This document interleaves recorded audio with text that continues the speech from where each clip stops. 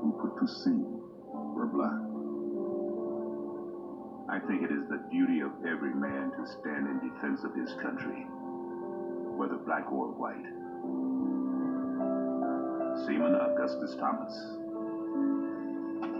Nathaniel Shaler, captain of the Governor Tompkins, articulated their heroism best when he wrote of his battle with 3 British warships. Her first broadside killed 2 men and wounded others. The name of one of my poor fellows who was killed ought to be registered in the Book of Fame and remembered with reverence as long as bravery is considered a virtue. He was a black man by the name of John Johnson.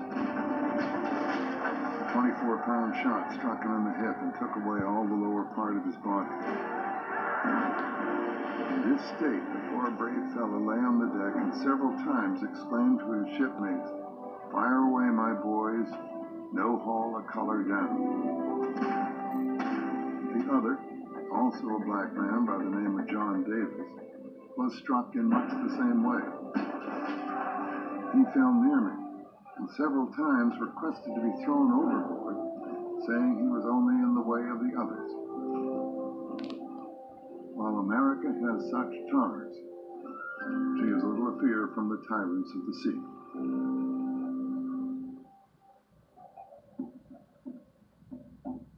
The idea that America held slaves was an irony not lost upon the British. As they had during the Revolution, the English made an effort to recruit African Americans. An eyewitness whose name history records as the Old Sub was there. A great number of Negroes, delighted at the unhoped-for freedom our expedition had placed within their reach, were of course received on board the fleet. Perfect freedom, that freedom which the vaunted land of liberty denied them, was guaranteed to all. Some 200 of these black Marines were part of the British advance that eventually captured the federal city. At just about 3, James Smith, a free man of color, galloped up to the White House, waving his hat and cried out, "Clear out! Clear out!" All then was confusion. White House slave Paul Jennings.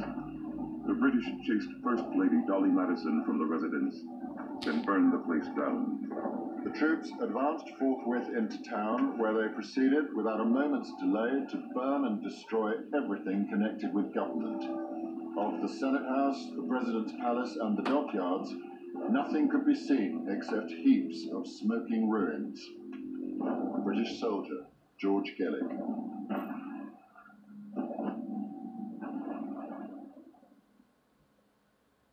Four months later, General Andrew Jackson's army was facing defeat in Louisiana.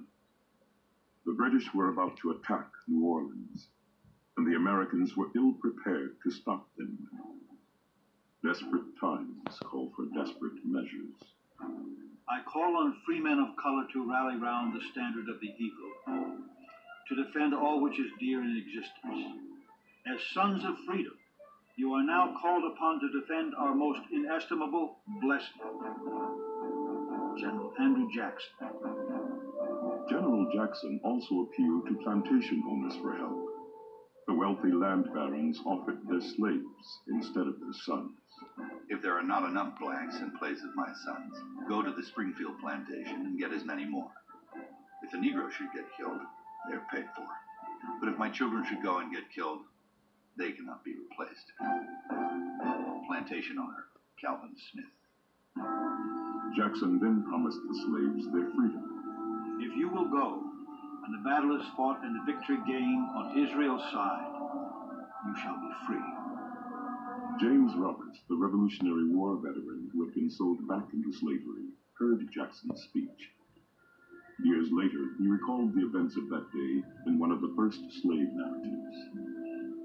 Hardships of whatever kind or however severe vanished into vapor at the sound of freedom. James Roberts. The slaves joined some 4,000 other American soldiers, including the 1st and 2nd Battalions of free men of color. The men outnumbered 2 to 1, faced off against 8,000 battle-tested British troops. fight was brief but deadly. We felled them like grass before the scythe. Platoon after platoon lay like scattered hail upon the ground. James Roberts.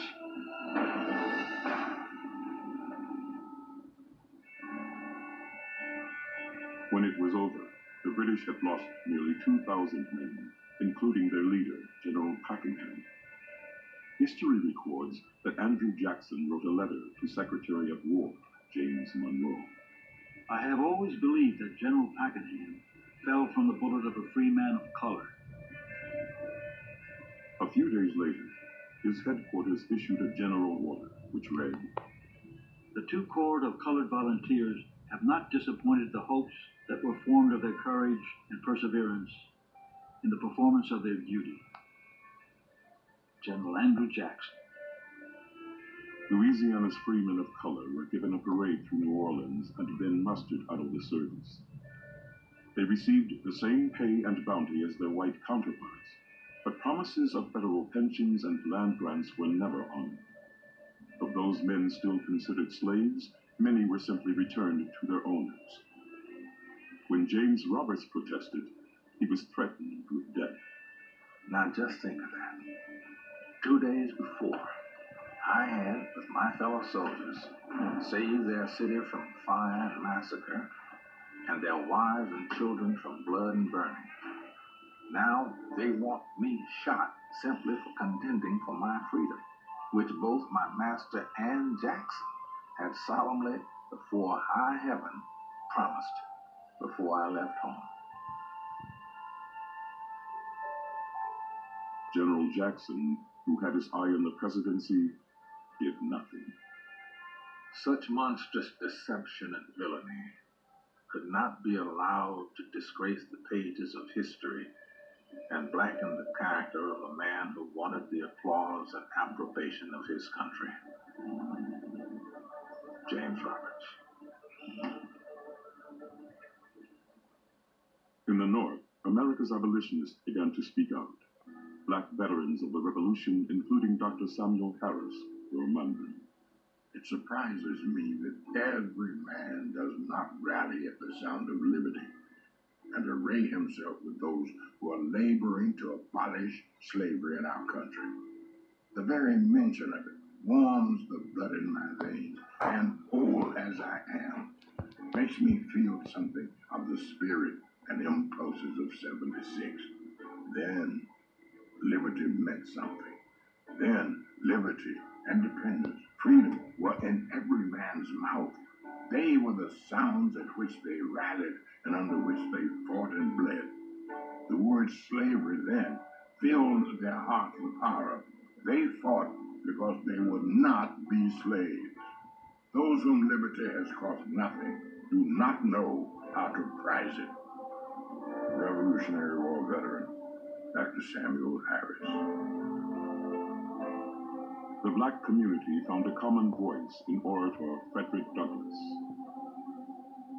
In 1852, free blacks and abolitionists alike refused to celebrate Independence Day.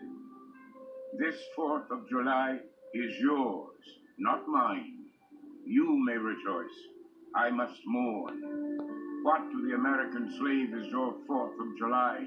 I answer, a day that reveals to him more than all other days in the year the gross injustice and cruelty to which he is the constant victim. Frederick Douglass.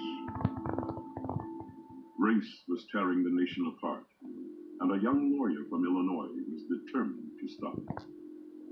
A house divided against itself cannot stand. I believe this government cannot endure permanently half slave and half free. I do not expect the house to fall, but I do expect it will cease to be divided. It will become all one thing or all the other. President Abraham Lincoln.